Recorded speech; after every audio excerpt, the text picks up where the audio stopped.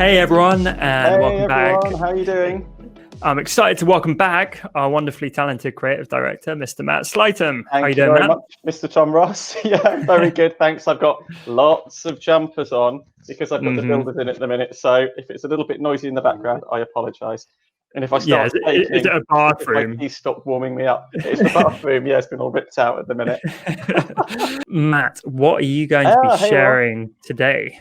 Today, I'm going to be going through some basics of cover design because it's something lots of designers come to us and they bring us their products and the cover and it's not quite coming together, and maybe they're having issues with it looking a bit cluttered. They're not sure what to put on it. The balance isn't quite right. So I'm going to be going through some of those like basic elements using the free Photoshop template that I made and pushed out via Instagram last week.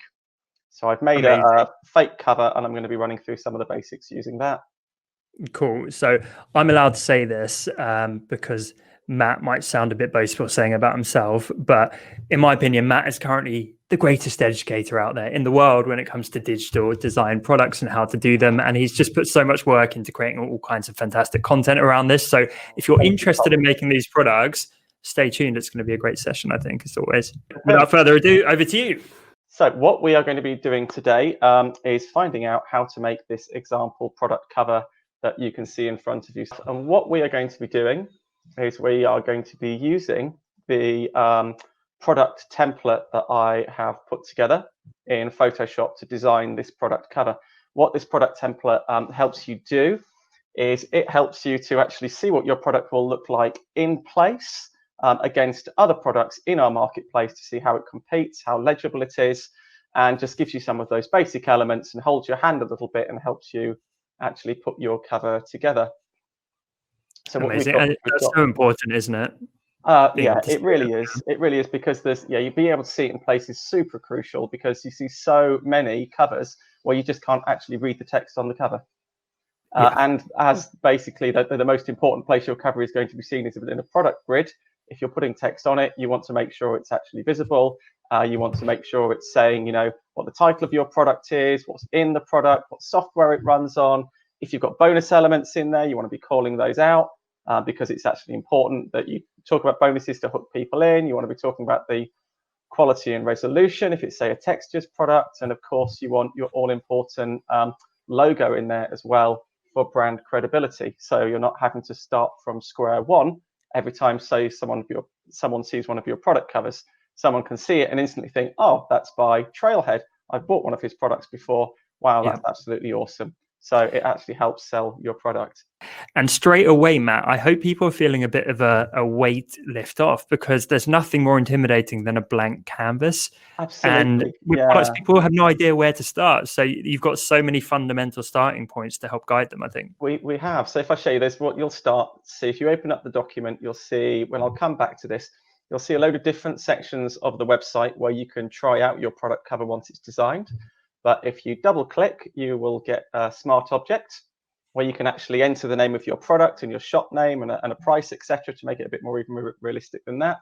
And if you open up the smart object within the smart object, you will actually get the cover template itself, which you can see here, which has all of the elements which I told you laid out nice and clearly. Your bonus element, quality, resolution, great for texture products, title, what's in the product, what it does, software compatibility, and your logo. What we've got, if we go down through the document, we have got some layouts for the product title being in the center. Oh, I hadn't seen these yet. That looks awesome. Have you not seen this? No, cool. No. So what these pink elements actually show you is like just a general idea of where your graphical elements could go. Because generally, if you're putting your product title in the center of your cover, you're often showing, and I'll show some examples of this in a minute, lots of elements from your product actually going around the outside of the title itself. So we've got some layouts for it in the center. And then we have got some layouts for it on the right-hand side, which isn't actually used as much generally. And we've got a very, very common layout. We have got those used on the left. Amazing. I love the variety, because obviously people don't want to create a bunch of clones, but I think this gives all of the main hitters, doesn't it? It does, and very much see, this isn't like, I'm not saying this is how you need to lay your cover out. This is giving you a structure and a basic idea, so you can drop in some of your text, drop in some of these elements, and as I will do, not all of the elements that you see here are going to be where they're actually being put. They might change depending on how much text you've got in, or dependent on the background image or the composition. So let's now go and look at some example covers showing those layouts. And here we go. So here's some examples showing the title of the product on the left-hand side, the title of the product in the center, and the title on the right. And typically what you'll find is that the title on the left and the title on the right has one main focus. As you can see here in the Ultimate Brush Toolbox, that's one of the images used, actually created by the brush set on one side, and then all the text elements on the other side. And the flower and leaf branding pack is exactly the other way around. And you have got the text placed in the negative space on the document. Okay, what is negative space? I might hear you ask. Well, negative space is the area which is actually free of the main object or the focus of the design, which is the positive space. So here with the guy on the bike, this would be the positive space. The light coming across in him, and the negative space would be the area which is absolutely ideal for dropping text, etc., on in a legible way. And what you'll actually see is the negative space doesn't have to be completely free of the design element, but it does have to mean that the design element is kind of a bit more blank, it's a bit more faded back, etc. So you just need to be able to make sure that that part of the design is kind of recessed into the background so the text is legible. And generally what is actually really nice is if the design actually fades into that space and it's kind of coherently part of the design. That tends to work really nicely. Or in the case of some illustrative events like the flower and leaf branding pack, there's quite a clear distinction here. And then if such great examples, actually. Oh, they're lovely, aren't they? Yeah. So here's your beautiful textures and elements collection, showing all of those things. You know, what is the product? It is a textures and elements collection.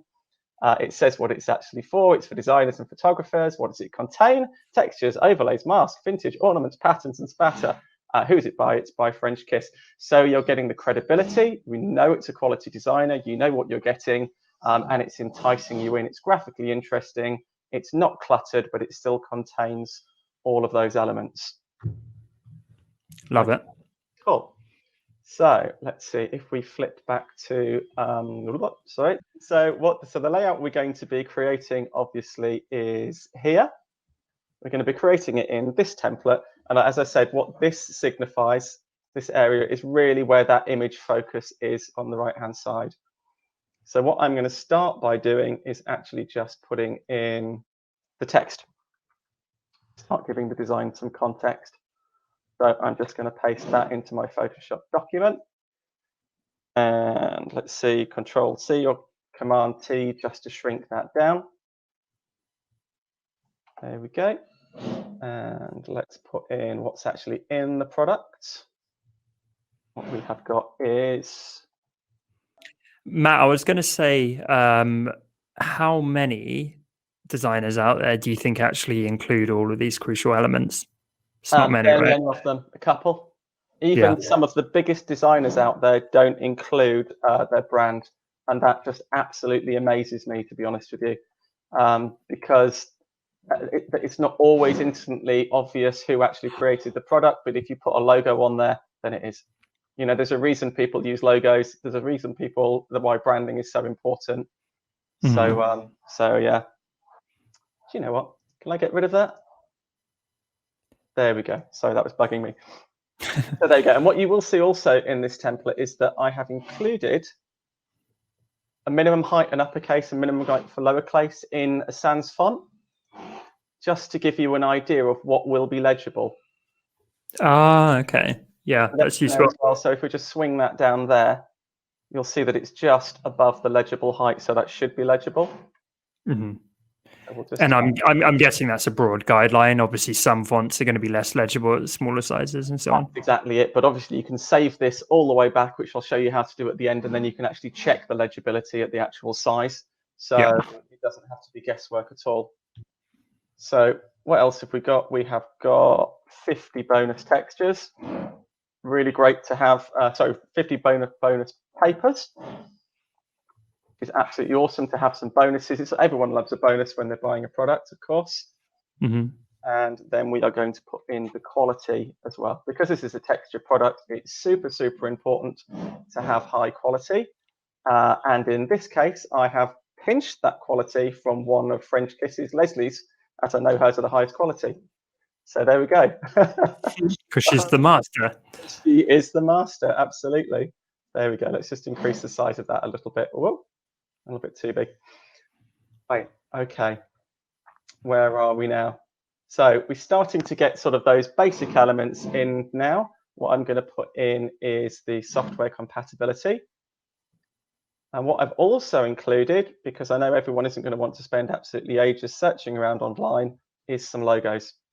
Nice. This as well. So I'm going to say, okay, not for Illustrator, it's not for that, but it is for Procreate, Photoshop, and Affinity Designer. Okay. And I'm just going to pop those over in the corner because that balances out the design for now. Great. Okay, so the next thing I'm going to do is I'm going to start thinking about the background element, how to represent my product. Now, if we go back to our example covers, you can do that obviously more usually in your central thing with lots of different types, or you can do it with one design. What I'm going to choose to do is I'm going to say, okay, it's a really wintry collection. What would go really well for that would be a frost texture to get that feeling. So I have just, for this example, taken from Unsplash an image that would be quite nice for that. Here we go, just pop that out. That's a cool image. It's a beautiful image. It is by Usman Rana. So thank you very much, Usman Rana, for popping that on Unsplash. So I'm just going to pull open that so I can use it as a visual reference. Pop that over there for my visual reference. So what you'll see, obviously, if you put in an image like this, is that it doesn't really have any of that negative space that you want to get. So what I'm going to do is I'm just going to transform that. So that's Control T or Command T on the Mac again. And I'm going to find a nice composition that will actually fit around my text. So let's have a look. Try and get this about right. Okay, pull that down. So I'm looking to actually fit it in around my text. Okay.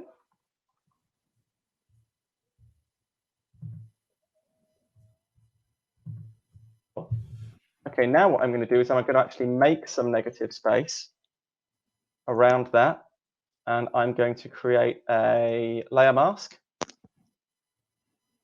And then I'm just going to remove, oh, sorry, do you know what I'm going to do? Sorry, getting ahead of myself. Just going to create a layer behind there. I'm going to color pick on that layer the darkest blue out of here, because that's what I'm going to kind of erase back to.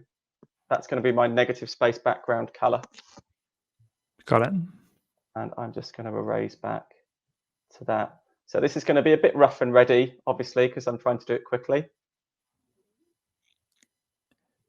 All good. So yeah, nice non-destructive mask that Matt's using here. Yeah. So I'm just going to work into this.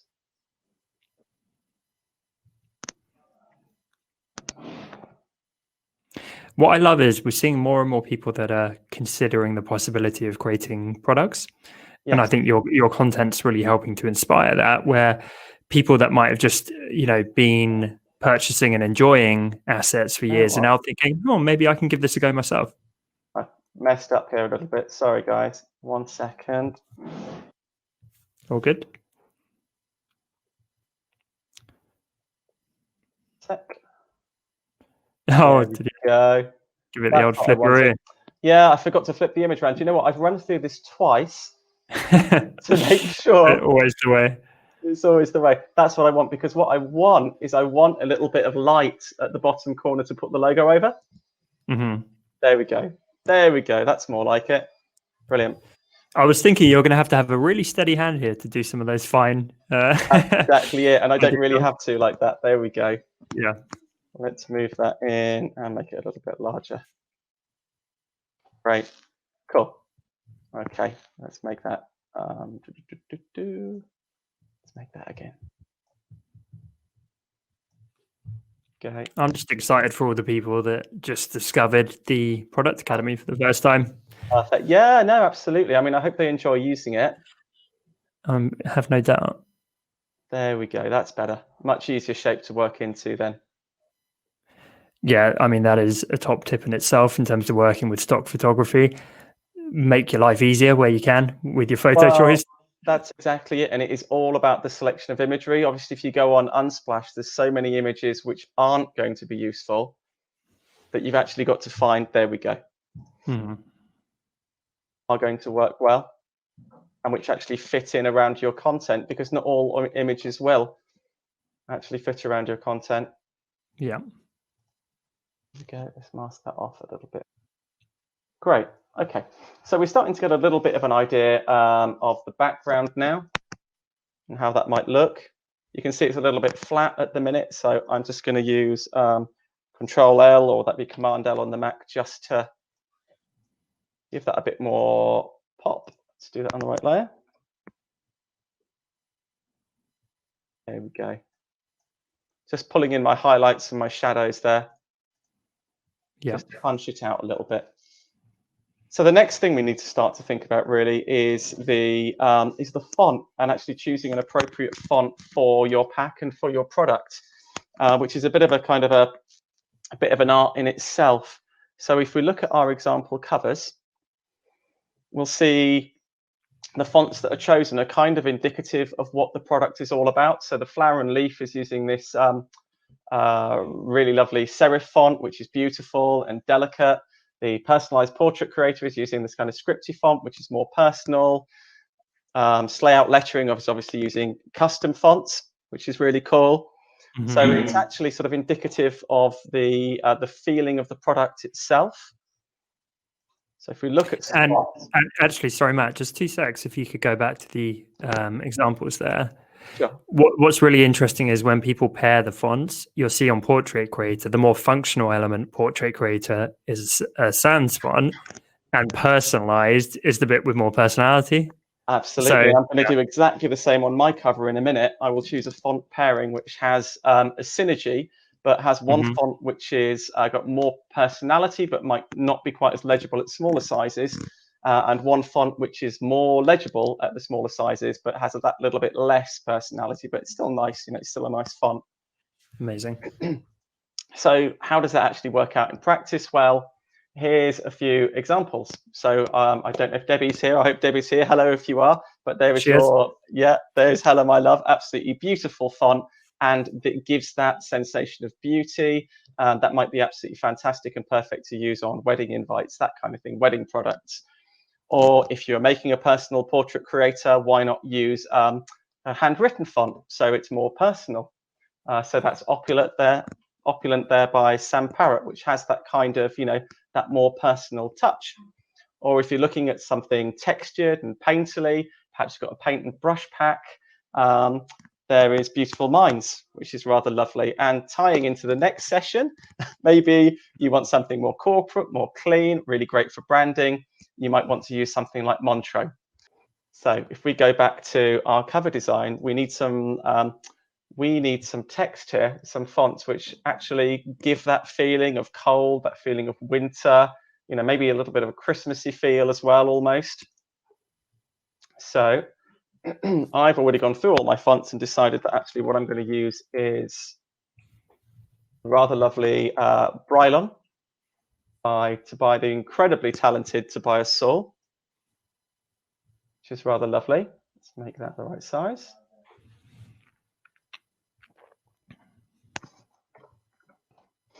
Which really, for me, has that kind of wintry feeling and that wintry vibe about it, you know?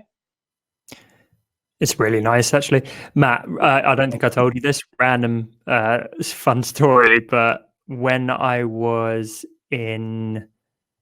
I think it was, it was Nottingham.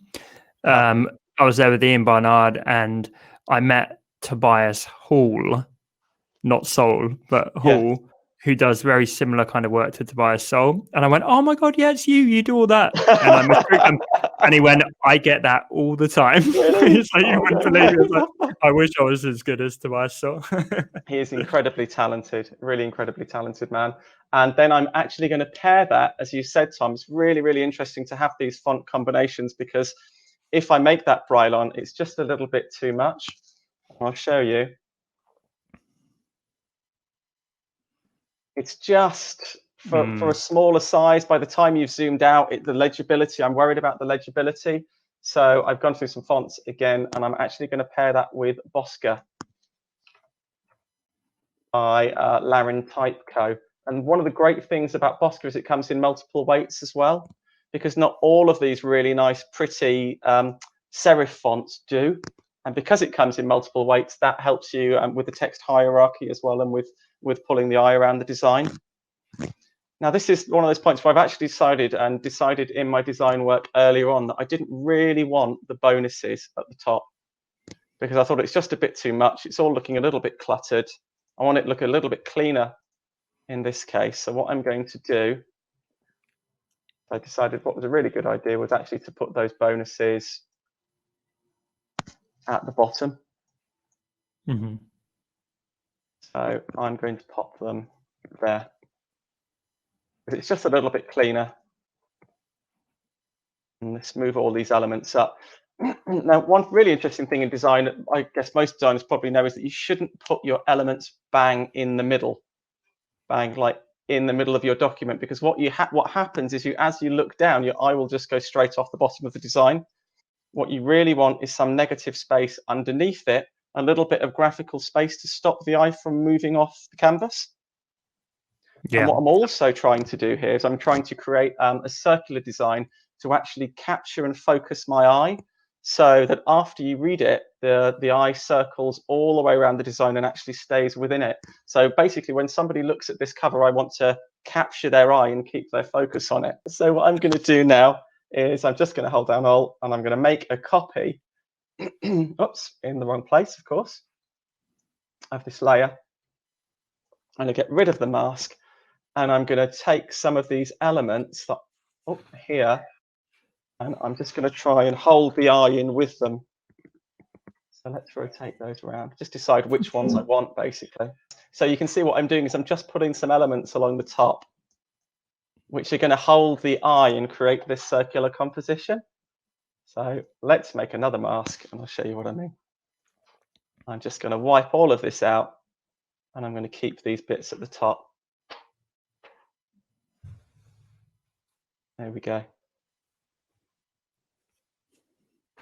So what I'm aiming to do is I'm just aiming to create this circular composition to hold people's eyes in the design. There we go. Fiddle around with it a little bit. Let's move it off something like that. Okay. So I'm framing it here. I'm really framing it and just focusing the eye. And I'll do the same at the bottom. Create a copy of that layer. There we go. Get rid of the layer mask. And in this case, that's what I want. I want some of this, and to transform that, whiz it around. And I want some of this really nice bubbly stuff here at the bottom. Let's have some of that. Create another layer mask. So I hope everyone's following on from the technical aspects, but really all it is just copying layers and making layer masks and just using them. So fairly basic stuff, really. Mm-hmm. But I'm just going to drop that down at the bottom. And just, sorry, went a little bit too far there. How much I've got. Here we go. Some rapid mouse work happening there. Yeah, absolutely. How high is your pressure sensitivity? That's flying. Yeah, I know. It's massive, isn't it? Let's just turn that down a bit and then fade that in a little bit at the corner. There we go. So what I'm going to do now is I'm just going to move it around a little bit so I'm comfortable, until I'm comfortable with the composition. Do I have enough negative space to the left of the text so that it doesn't feel cramped? Do I have enough space to the right of the text?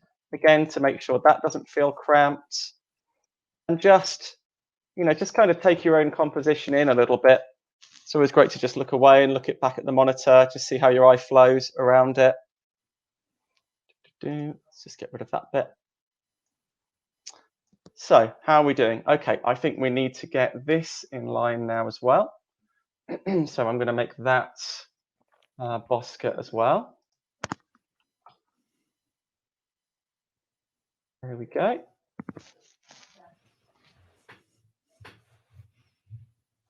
So we'll just make that Bosca as well. Just going to check my notes to see how large that should be. Okay.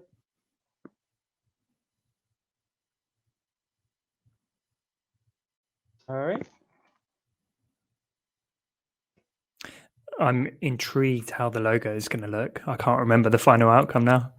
Can you not? There we go. So there's that quality indicator, and I'm just going to move the circle I've got here. And you can use, you could use any shape you want for this. Really, this is just to help the legibility of it. It could be something from your pack. It could be a swipe of paint if you've got a paint pack. Be creative with these, these background elements. But what I'm going to do is I'm just going to color pick one of the dark blues, again, just to tie it in terms of the color. And then I'm just going to drop the opacity of that layer just to help tie it all together. And then just make that text white. And just to help that text with the legibility as well, I'm just going to go to my effects for the layer, and I'm going to put a very sneaky little drop shadow around it with 0 distance, a little bit of spread and a bit of size. Subtle. Just really, really subtle. That just helps pick it out. And it's just ever so slight. And another thing you can do as well is you can put an unsharp mask layer on it as well, just to crisp it up a little bit. And I'll show you that when I drop the logo in a second. So how are we doing? Okay, we're doing pretty well. What have we got? We have got our background, which is really nice and wintry and textury. We have got our fonts, which tie in really nicely. We've got our supporting text for that, saying what's in it. And then we've got 50 bonus textures and more. Always nice to say and more if you have got some more in your product, because it helps people entice into your product. And we've got the software that it's actually available in. And what I'm going to do now is I'm going to help the hierarchy of the text a little bit, and I'm going to help the viewer's eye, because what's happening at the minute is I'm reading the Ultimate Winter Textures collection, and then my eye is very much getting pulled over to this high quality at the top right. And that's not actually what I want to happen. I want that to kind of be a little bit secondary. So I'm going to help the viewer by making this a bit stronger. I'm going to make that uppercase. And I'm going to make it medium as well. Now, what happens when I look at it, hopefully when the viewer looks at it as well, is I read the Ultimate Winter Textures collection, and then the 800 beautiful textures pulls my eye next. That then leads me into what's in the pack, and then it leads my eye down to the compatibility, which leads it then right, because the viewer's eye obviously naturally goes right from left to right. And then it gets pulled around up to the high quality and all the way back. So you've got this really nice circular design going on, which really captures the viewer's eye and keeps them in the composition. I think that's such a great tip with the uppercase and the shift in font weights, because it's so subtle, but you're right, that immediately shifts the whole flow of the entire composition. It really does. And it's just those little things you really need to be aware when you look at your design, and honest with yourself as to what happens to your eye when it looks at your own design. Where does it go? What does it stop? Does it fly off to the right? Does it fly off to the left? Does it look at your design and actually end up on the design next to it because yours isn't strong enough and because it isn't holding the eye? Yeah, you just really do need to be honest with yourself. Yeah. So the next element, I feel like this is a bit of a whistle-stop tour, is logo design. So we've got our little logo placeholder here. And handily, now I've got the background the right way up, we have this lighter element, which would be absolutely perfect for putting a dark logo against, which is really great. So you might think, okay, look, where do I start with logo design? Well, a really, really great place to start with logo design is looking at brand design products such as the Ultimate Branding Collection by 7th Avenue. So such great pack. It's a really great pack. And the thing is, you don't have to reinvent the wheel here. We just have to look through a product such as this, which does beauty and it does lifestyle, etc., and see, what would be pertinent for our own brand in terms of logo design. And what would be really pertinent is something in the way of beauty, something in the way of lifestyle, because it's natural, it's sensitive. And if we just scroll down, you get lots of example fonts, lots of example layouts, lots of example logos. And really handily, in my case, you also get a load of illustration work, which is perfect for making a logo with. So I'm thinking, oh, these could work really well. What would be a good design? So something similar to that. So great, I get a copy of this. So I get my hands on that illustration. I then drop it into Illustrator, as I've done here, and I make a quick logo. So this is just a quick logo. Obviously, I expect you would take much more time over it, but this is the ultimate nature. This is our brand. We do finest textures. We've got a synergy. We're using our Brylon font here and our supporting font. There's the illustration, and I've just held it all in place with this circular element as well. Just so that's really nice to kind of like drop it onto the design then, and it's got that solid background color so that it's always going to be really visible. And you might be thinking, look, why have you got these other versions? Well, I'll show you what happens. It's because you get bleed. If we take a copy of that and we just drop it over our background, and then we make it small, what you'll find is that the text isn't particularly legible, especially at smaller sizes, which is a real issue. Mm-hmm. So what I've done, and obviously you wouldn't do this for the print version of the logo, or you might do it ever so slightly, because in print you do generally tend to get a little bleed where you're going from areas of black to white, is I've just put a slight stroke and then a heavier stroke around the white elements themselves. And I tried the middle one and I found it still wasn't really legible enough. I've gone for the bottom one. We're going to drop that in place. What you'll find is that it's just a lot more legible at smaller sizes.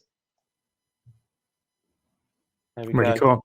Yeah, makes a lot of difference. What also makes a difference, if you're still struggling with the legibility, go to Filter, Sharpen, just pop a little bit of unsharp mask on there, because that will just punch it out just that little bit more,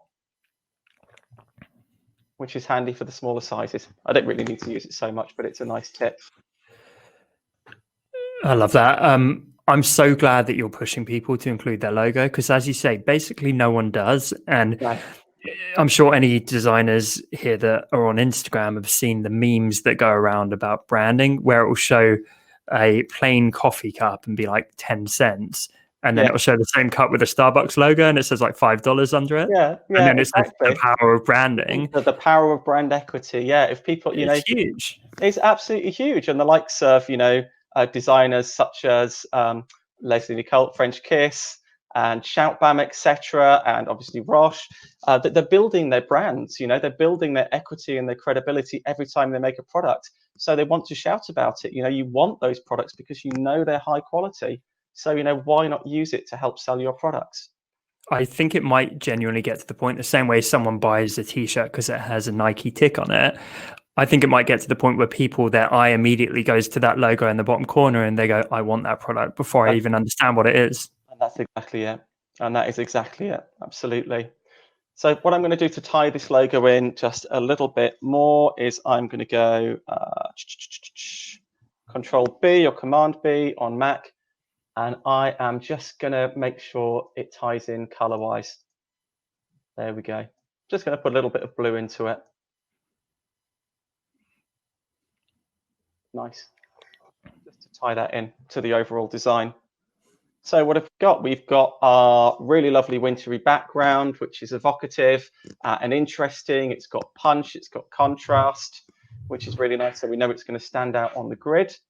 Although actually, I think maybe it could probably stand a little bit more of that, just to punch it out a little bit more. I always tend to err a little bit towards contrasty for grids and covers, just because you really do want it to stand out without obviously going too over the top. And same with saturation, right, Matt? Just punching the colors up. Just punch it up a little bit. Yeah, and you can put, if you wanted to, you could put like an adjustment layer over the top of the whole thing, which would be quite cool.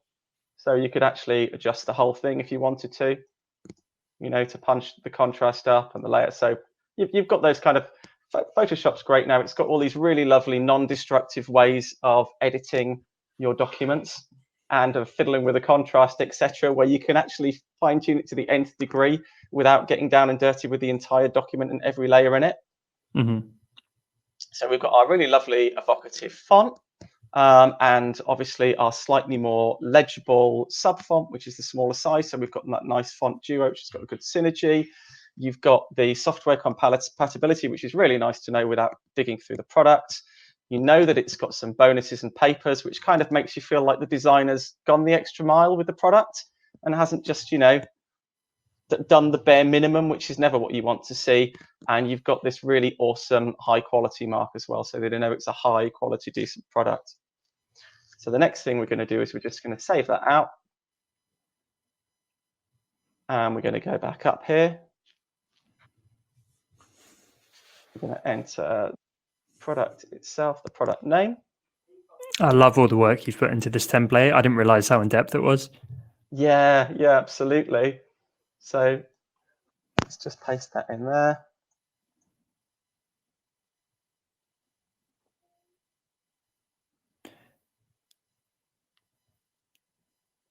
Easy.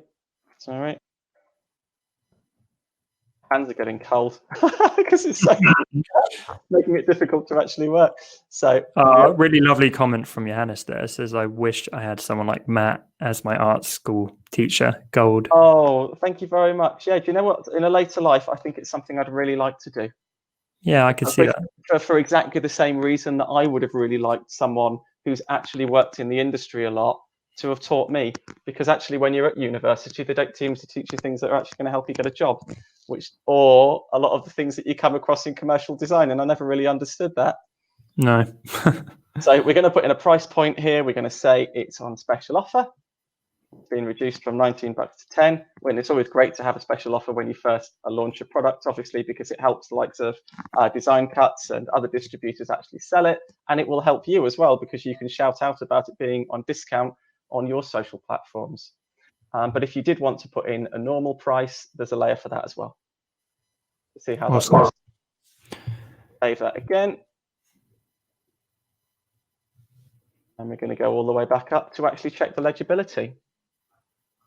So there we go. Now you can actually check the legibility in place. And obviously on your screens, it's going to be a little bit difficult to judge there.